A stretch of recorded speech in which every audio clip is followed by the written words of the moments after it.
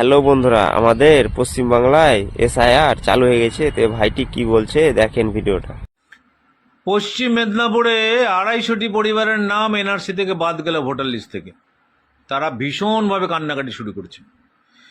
এবং মজার ব্যাপার হচ্ছে এই 250টি পরিবারের মধ্যে একটাও কিন্তু মুসলিম পরিবার নেই, সবই হিন্দু পরিবার।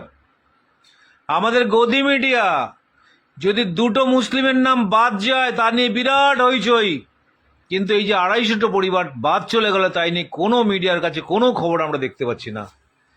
কি শান্তনু সুব্রত ঠাকুর, তোমরা ঠাকুর বাড়ির পরিবারের ছেলে, তোমরা ভুলে গেছো হরিচাঁদ গুরুচাঁদ ঠাকুরের আবির্ভাব মর্তে কেন হয়েছিল? তোমরা ভুলে গেছো?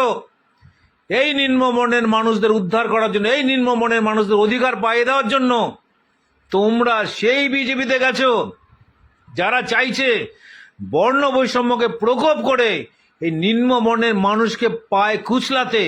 তোমরা তাদের কাছে গেছো।